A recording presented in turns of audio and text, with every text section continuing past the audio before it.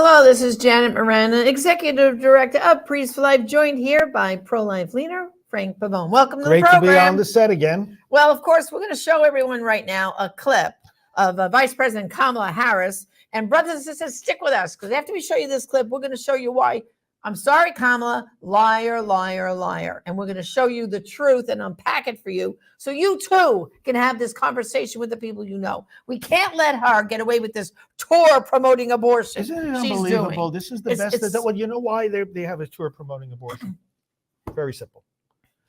They have got to find something that gets the American people's attention away from the absolute disaster that they have brought to America with the border, immigration, inflation, crime, all these and things. The list goes on and on. They say, "Oh, yeah, let's use abortion as like the shiny red object." You know, don't worry about all these other things here. We're going to give you the right to choose. You know, that's all they have. It's all. All right, we're going to watch this clip of liar, liar, Kamala Harris. So let's take a look, and then we're going to comment. The former president handpicked 3 Supreme Court justices because he intended for them to overturn Roe. He intended for them to take your freedoms. And it is a decision he brags about. Yes, he does. A couple weeks ago, he said that for years, quote, they were trying to get Roe v. Wade terminated, but he said, quote, I did it, and I'm proud to have done it. And the women should be prosecuted. Proud? Proud? Proud that women across our nation are suffering? Proud that women have been robbed of a fundamental freedom? Proud that doctors could be thrown in prison for caring for their patients, that young women today have fewer rights than their mothers and grandmothers? How dare he? So, where do we start? Yeah, where do you start? How many lies in one short clip? First of all, you know, even in the Supreme Court decision that reversed Roe v. Wade, the Dobbs decision, you know what the majority says at a certain point? The majority, you have the majority opinion, and you have the dissent, right? The minority. The justices in the majority say, you know, the most striking thing about the dissenting opinion is that it makes no reference to the baby. Right. And if you look at what Biden's response was when Dobbs came out, he gave a 15-minute address from the White House. Oh, how terrible this is. Didn't once mention the baby. Right. And then those remarks right now from the VP, did she mention the baby? No. See, and what they do is I often point out to people, look, one of the reasons that abortion is such a contentious issue is that you've got 2 lives. 2 patients. Right. And people are trying to debate, how do you balance the rights of those 2 lives? The life in the womb, the life of the mother herself. Okay. And you know, the way that they resolve this abortion debate is, okay, look, yeah, it's a contentious thing. What if we just make one of those 2 things that we have to balance disappear? And let's just present it to the American people as, oh, well, it's just women's rights and women's health. Then we can say, oh, what these anti-abortion people are doing, anti-choice people, they're taking women's freedom away, women's health away. It's like, you just went on a tirade and pretended to be debating abortion, and you dropped the whole but let's start from the beginning of the tirade. She accused President Trump of hand-picking like this 3 justices that were going to overturn Roe. First of all, when he was running for president, he was very upfront. He had a whole list of people. He said, from this list, if I'm giving the chance, I will pick. And he said, you know why this list? Because these are judges who respect the Constitution of the United States. He was the only candidate to be that transparent. And he said they, when a case comes before them, will use the Constitution, not public opinion or their personal views, to interpret the decision. And then he picked them one by one as the opportunities happened. Yeah, but it's not. Even on the last one he picked, he had no idea a case overturning Roe was going to come before the court. Well, it's not like the president picks somebody and just puts them on the court. No, they have to go to the Senate. The Senate has to give advice and consent. So the point is, and not only that, but you've got the president doesn't sit there and say, oh, wait, who do I want on the court? You've got a whole team of people and experts and organizations that they turn to for advice. But just the Senate hearings of the candidates, and look what Kavanaugh went through, and Amy Coney Barrett, what they did to them in those hearings. You see, what Harris is doing here is she's complaining about this through the Democrat activist judge mentality. In other words, they look at the courts as just another political institution where, oh, we've got to get justices on there that support our views on the issues. What we say is we've got to get justices in there that support the Constitution. Right. There's a difference. There's a difference. When you're going to, and Amy Coney Barrett made this point in detail during her speech when she was sworn in. She said, look, the difference between my job description and that of the senators who confirmed me is that they run on the issues. We don't. We've got to put our policy preferences aside. We've got to look at the law and the Constitution, and we've got to judge that way. Yeah, I know. And so this is that's why she said more lies. So I just want to go back to her lies, okay?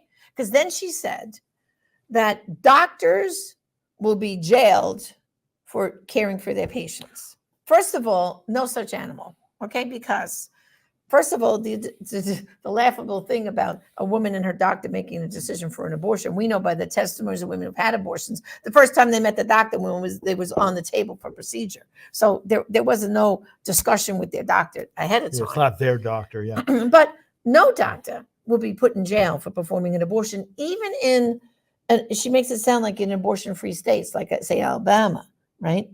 If a doctor has a patient and he has to terminate that child's life, because at that point, he's got to deliver the baby.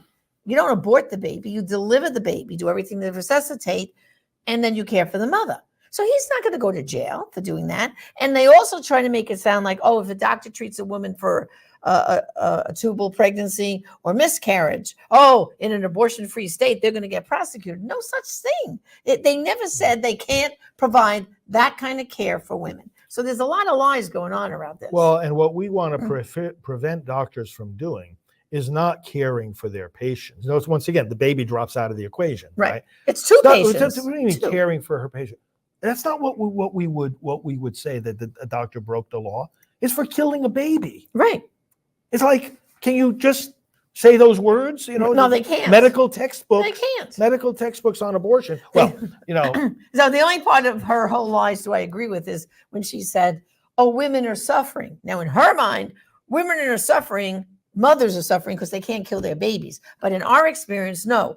Women are suffering because they have an abortion and then they come to deeply regret the decision because of the physical and psychological damage, and they realize, I'm responsible for the death of my baby. That's the suffering. The suffering from abortion. From abortion, yes. Not from. They just drop that out of the equation. Drop it out. I mean, come on. Okay, Kamala, I want you. Here's a challenge, Kamala. Line up for me mothers who regret giving birth to their child. And we'll line up the ones who regret their abortion. Yeah, and let's see what team wins. Like we just had in Washington. Yeah, I mean, it's ridiculous. Let's talk a little bit about this. She said, President Trump bragged about reversing Roe v. Wade. He's right to be proud about having set up the circumstances for the reversal of Roe v. Wade. But I always think about in an interview he gave, it was reported by CNN in October of 2016, right before the election. And he was asked point blank, do you want to reverse Roe v. Wade? Because everybody knows that was going to be an issue that, the court would eventually be addressing. And what his answer to that was? He said, look, if I get to appoint 2 or 3 Supreme Court justices, and it wasn't it amazing how he hit the nail on the head because he ended up getting 3 appointments. The reversal of Roe will happen automatically. So he didn't present it as, oh yeah, I want to reverse Roe v. Wade. That's why I'm choosing these justices. No, he said it'll happen automatically. Now, why would you say it like that? Why don't you just say, yeah, that's what I want to do? Because he understood that the kind of people he had on that list were not going to invent rights that are not in the Constitution. Right. But that's what Roe v. Wade did. Right. And that's what the Dobbs decision said, that the mistake of Roe v. Wade was that it invented a right that was not only not in the text of the Constitution, it was nowhere in the history of the Constitution. Because if you say there's a constitutional right, but you can't find the word in the Constitution, you at least have to find it in the history. The history of our country. And they said, they said the history's not there.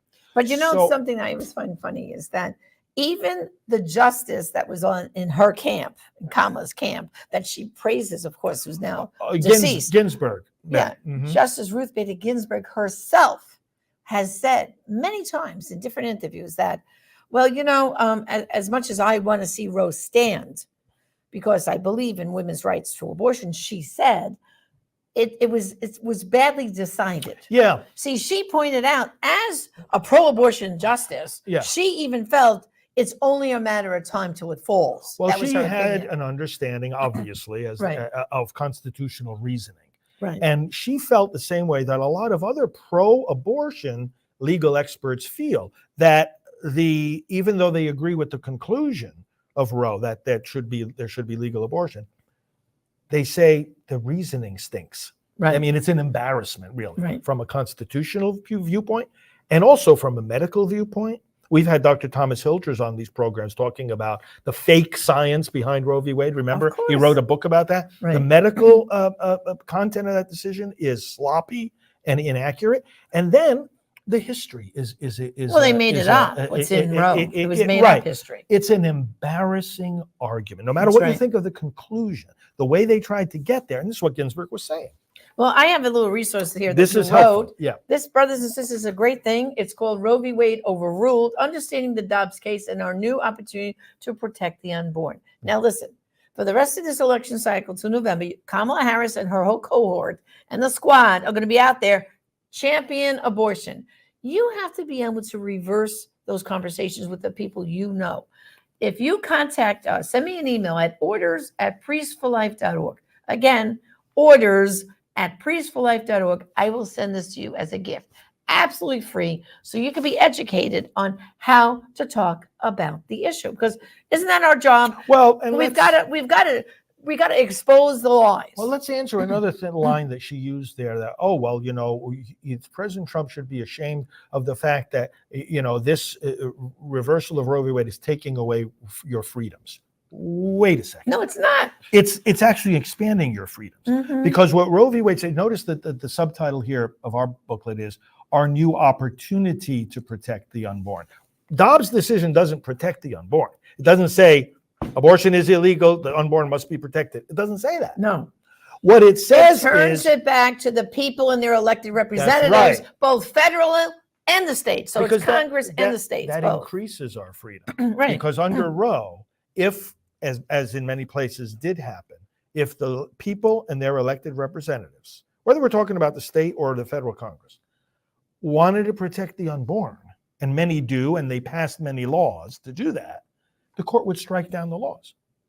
The court was actually saying to the people, you cannot protect these children. Was saying to the lawmakers, you cannot protect these children. Now we have more freedom.